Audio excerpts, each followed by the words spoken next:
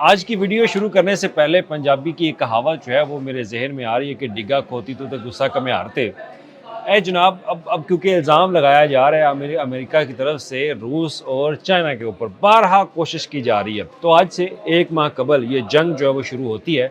America और Israel मुश्तरका तौर पर ईरान के ऊपर हमला करते हों और आज 29 मार्च है, तो 29 मार्च तक अभी तक ईरान जो इस टका के इनको चपेड़े मार रहा है अमेरिका और इसराइल को कि आपकी सोच है। और वो कोशिश कर रहे हैं कि जनाब हर उस दूसरे कंट्री के ऊपर इल्ज़ाम लगाने की कि जनाब फ़लाँ सपोर्ट कर रहे हैं, फ़लाँ की सपोर्ट इनको हासिल है। तो अभी तक यही अमेरिका जो है वो चीखें मार रहा है। एक तरफ अमेरिका की चीखें ये कि जनाब इसराइल ने इसको जंग में धकेला, और दूसरी तरफ अमेरिका ये कहता है, उनकी इंटेलिजेंस फोर्सेज ये कहती हैं कि जनाब इस जंग में ईरान अकेला नहीं है, चाइना और रशिया बाकायदा उनको सपोर्ट जो है वो दे रहे हैं। अब दूसरी तरफ बात करते हैं कि जनाब कल की खबर थी कि ईरान की तरफ से जो हमला किया गया सुल्तान एयरबेस के ऊपर, और होटलों के अंदर जो अमरीकी फ़ौजी छुपे बैठे थे, जो वर्क फ्राम होटल से कर रहे थे, उनके ऊपर निशाना बनाया गया। तो इसका इल्ज़ाम भी बाकायदा तौर पर CIA ने और इनका जो इंटेलिजेंस कॉम है उनकी तरफ से इल्ज़ाम लगाया गया कि जनाब इसमें भी रशिया और चाइना जो है वो मुलव्वस हैं। और बाकायदा अल जज़ीरा पे एक स्टोरी छपती है और उसमें भी यही कोड किया जाता है। अमेरिकन जो इंटेलिजेंस फोर्सेस हैं उनके बयान को कोड करके कहा जाता है कि रशिया बाकायदा तौर पर सैटेलाइट के थ्रू मदद फराहम कर रहा है ईरान को। देखिए, जहाँ तक जो डाटा एनालिसिस करने वाले लोग हैं वो ये कहते हैं कि इसमें किसी हद तक टेक्नोलॉजी का इस्तेमाल और उसकी शेयरिंग जो है वो ज़रूर की जा रही है। और जो शेयरिंग की जा रही है और उसी को मद्देनज़र रखते हुए ईरान जो है वो ठीक उनके जो मिशंस हैं वहाँ पर निशाने लगा रहा है, और निशाने लग भी ठीक रहे हैं। अब होटलों की बात कर लें तो खलीजी ममालिक के अंदर जहाँ पे वर्क फ्राम होम या वर्क फ्राम होटल से अमरीकी फ़ौजी जो है वो काम चला रहे हैं, तो ठीक वहाँ पे निशाना जो है वो लगा। और पासदारान इंकलाब ने बाकायदा ये कहा कि जहाँ जहाँ अमरीकी छुपे होंगे, दुबई में होंगे, कतर में होंगे, सऊदी अरेबिया में होंगे, उन होटलों को निशाना बनाया जाएगा। तो उन होटलों को निशाना बनाया। अब इसके पीछे भी जो CIA और इनकी जो इंटेलिजेंस है अमेरिकन की, वो ये कहती है कि जनाब इसमें भी रशिया का किरदार है। रशिया सेटेलाइट के थ्रू तमाम तर डाटा शेयरिंग जो है वो ईरान की फ़ौज के साथ कर रहा है। अब ईरान बज़ाते खुद तो रशिया जो है वो मैदान में तो नहीं उतरा, क्योंकि रशिया की जंग जो है वो यूक्रेन के साथ जारी है। वो यूक्रेन के साथ एक महाज़ के ऊपर जो है वो लड़ रहा है, तो वो नहीं चाहता कि वो दूसरे महाज़ पर आकर ईरान के साथ आकर बाकायदा तौर पर सपोर्ट करे। लेकिन जो इंटेलिजेंस इदारे वो कहते हैं कि जनाब सेटेलाइट इमेजेस जो है वो प्रोवाइड की जा रही हैं। यानी कि अमेरिका कोशिश कर रहा है कि किसी तरह से ये इल्ज़ाम जो है वो रशिया के ऊपर लग जाए और ये बात साबित हो जाए कि वो ये डाटा प्रोवाइड जो है वो कर रहा है। और डाटा प्रोवाइड करने के लिए मॉस्को के अंदर एक कंपनी है, उस कंपनी का भी जिक्र किया जा रहा है कि जनाब वो डाटा शेयरिंग में बाकायदा ये किरदार अदा कर रही है। और इस पर IRGC ने बाकायदा ये कह दिया कि उनको किसी मुल्क का ताउन जो है वो हासिल नहीं है। तो दूसरी तरफ फिर अमेरिका ये कहता है, उनकी इंटेलिजेंस ये कहती है कि जनाब जो चाइना ने इनके 35 को जो जहाज़ है उसका रेडियो जो है वो पकड़ा, उसको इंटरसेप्ट किया, उसका सबूत उन्होंने दिया कि देखिए जी, जो चाइनीज़ मीडिया है वहाँ पर रिपोर्ट जो है वो छपी और ये वाकई रिपोर्ट हुई थी। तो सच साबित हुआ कि जनाब उन्होंने ये जो उनका F-35 था उसके रेडियो को इंटरसेप्ट किया, उनकी तमाम तरह इंफॉर्मेशन जो है वो हासिल की। जो उन्होंने ऑपरेशन किया तेहरान के ऊपर, जब पहली बार उन्होंने बमबारी की तो उस रेडियो को इंटरसेप्ट करके उनको पकड़ लिया था, उनके रडार सिस्टम को। तो उसका भी सबूत उन्होंने पेश किया कि ये सबूत है। और तमाम जो सेटेलाइट के थ्रू जो तैयारों की इंफॉर्मेशन है वो भी चाइना की तरफ से ईरान को जो है वो दी जा रही है। अब वो कहते हैं कि जनाब जितने भी जहाज़ गिराए गए, जितने भी जहाज़ों को मारा गया, उसमें रशिया और चाइना बाकायदा तौर पर इन्वॉल्व हैं।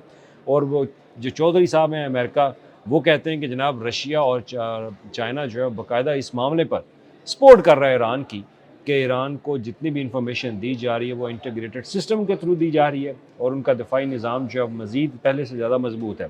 और ये तो IRGC की तरफ से भी बाकायदा कहा गया था कि 70% जो फ़ज़ाई हदूद इस्तेमाल की जा रही थी ईरान की, उनके ऊपर फाइटर जेट वहाँ पर आते थे, बमबारी करके जाते थे, वो 70% तक रिड्यूस हो गई है, कम हो गई। क्यों? क्योंकि ईरान का जो दिफाई सिस्टम है वो अब पहले से ज़्यादा स्ट्रॉन्ग हो चुका है और वो अब रडार में इन जहाज़ों को पकड़ना शुरू हो गया। उनके F-15, F-18 और उसके बाद F-35 को जो निशाना बनाया, और इसकी बाकायदा तस्दीक जो है वो इनकी अमेरिकन सेनेट कॉम की तरफ से की गई कि उस जहाज़ को हिट किया किसी चीज़ ने, तो लिहाजा उसको एमरजेंसी लैंडिंग जो है वो कर ली गई।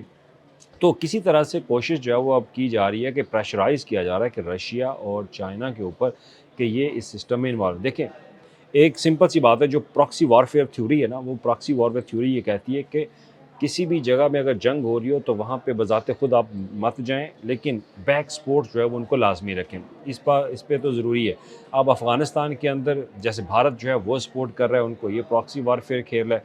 तो रशिया भी यही चाहता है कि अमेरिका यहाँ पे रहे और चीन जो है वो भी यही चाहता है कि अमेरिका यहाँ पे बिज़ी रहे, कि जितना ज़्यादा हो सके उसकी इकॉनमी को जो है वो कमज़ोर किया जाए। क्योंकि जो अदाद-ओ-शुमार है वो ये बताते हैं कि $870 मिलियन पर डे एक्सपेंडिचर हो रहा है अमेरिका का, सिर्फ़ अमेरिका का, कि वो इस जंग में जब से वो कूदे, आज 29 दिन हो चुके हैं, तो वो जब से ही जंग में कूदे तो उनके ऊपर जो प्रेशराइज़ बढ़ रहा है बजट का, इकॉनमी का, वो बहुत ज़्यादा बढ़ रहा है, क्योंकि 400 से ज़्यादा टोमाहॉक मिसाइल जो वो अब तक दाग चुके हैं। तो रशिया और चाइना यही चाहते हैं कि ये इस महाज़ में बिज़ी रहे, इनको मसरूफ़ रखें।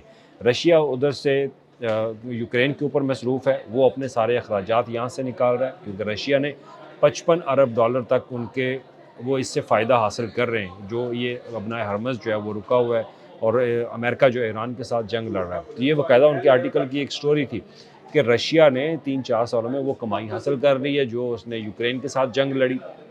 तो दूसरी तरफ ये जो इल्ज़ाम लगाए जा रहे हैं इस पर जो रशिया और बाकायदा चाइना है, उनके जो फ़ॉरेन मिनिस्टर हैं वो सफ़ारती सतह पर वो ये कह चुके हैं कि जनाब कोई सपोर्ट जो है वो नहीं दी जा रही। लेकिन जो डिफेंस के तज्ज़ियाकार हैं वो ये कहते हैं कि इसमें बाकायदा तौर पर सपोर्ट जो है वो ईरान को हासिल है।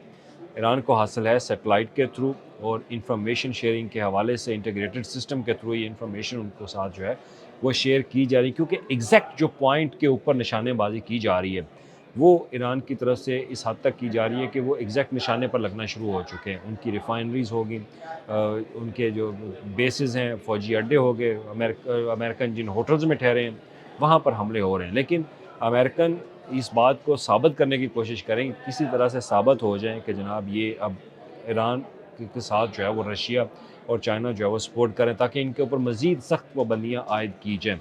क्योंकि अमेरिका अब इस जंग में फंस चुका है। जब वहाँ वो इल्ज़ाम लगाता है इसराइल के ऊपर कि उन्होंने इस जंग के अंदर फंसा दिया, जो वो हासिल करना चाहते थे, वो हासिल नहीं कर रहे। इसके बकायदा जेडी वैंस ने मौक़िफ़ दिया कि इसराइल की वजह से वो जंग में कूदे और जंग से उनको नुकसान होते। इन 3-4 चीज़ों को मिला के देखें तो अमेरिका अब इस जंग में फंस चुके हैं और अमेरिका चाहता है कि वो किसी तरीके से निकले, क्योंकि उसकी इकॉनमी जो है वो वीक होती जा रही है। वो इतना ज़्यादा बजट जो है वो खर्च कर रहे हैं इस जंग के ऊपर, तो लिहाजा रशिया और चाइना जो है वो ऊपर जा रहे हैं। तो इस बात पर वो अब ख़ाइफ़ हैं कि किसी तरह से ये जंग जो है वो ख़त्म हो जाए। लेकिन अब जंग ख़त्म करने का जो हथियार है, जो रडार है, जो कंट्रोल है, वो अब ईरान के पास है। शुक्रिया।